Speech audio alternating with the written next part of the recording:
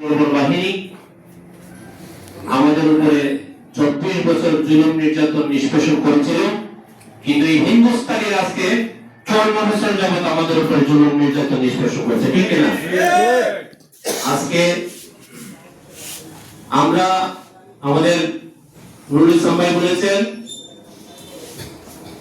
আমাদের স্বাধীনতা অর্জনের চেয়ে রক্ষা করা কঠিন। সেই কথা আজকে আমরা হারে হারে টের পাচ্ছি, কারণ আজকে মোদি, হিন্দুস্তানের প্রধানমন্ত্রী মোদি তার এক্স হ্যান্ডেলে স্ট্যাটাস দিয়ে বলেছে যে এটা নাকি ইন্ডিয়ার বিজয় ছিল। এই মোদি এই কথা বলার মাধ্যমে বাংলাদেশের মুক্তিযোদ্ধাদেরকে অপমানিত করেছে, ঠিক না? আমরা বলতে চাই এটা অত্যন্ত অপমানজনক। বাংলাদেশের 7 কোটি বাঙালি নারী পুরুষ আবাল বৃদ্ধ বনিতা যুদ্ধ করে দেশকে স্বাধীন করেছিল। সুতরাং আজকে যারা এই মুক্তিযুদ্ধকে অপমানিত করার জন্য যারা নিজেদের বিজয় অর্জন হিসেবে যারা প্রকাশ করতে চায়, আমরা বলতে চাই পাকিস্তানিরা 24 বছর এই পাকিস্তানিদের বিরুদ্ধে আন্দোলন সংগ্রাম করে যেভাবে আমরা স্বাধীনতা অর্জন করেছিলাম, আমাদের জীবনটাতে এই হিন্দুস্তানিদের বিরুদ্ধে আমরা আমাদের যুদ্ধ চালিয়ে যাব ইনশাআল্লাহ। আজকে প্রমাণিত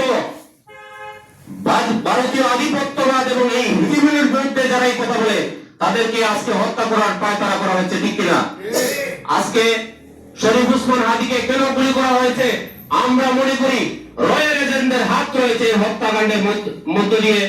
আজকে বাংলাদেশে যারা ভারতীয় আধিপত্যবাদ এবং ভারতীয় হিজবুতের বিরুদ্ধে কথা বলে তাদেরকে হত্যা করার জন্য ভারতের রহস্য, আমরা মনে করি বাংলাদেশের এজেন্টদের ভিতরেও ভারতের এজেন্ট থাকতে পারে, ঠিক কিনা?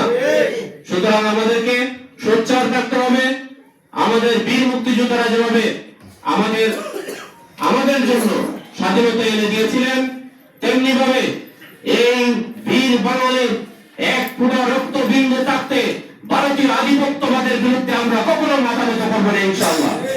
সে আশা প্রত্যাশা প্রত্যয় ব্যক্ত করে আমার সংক্ষিপ্ত কথা এখানে শেষ করছি। খুদা হাফেজ। বাংলাদেশ জিন্দাবাদ, ইনকিলাব জিন্দাবাদ। আসসালামু আলাইকুম।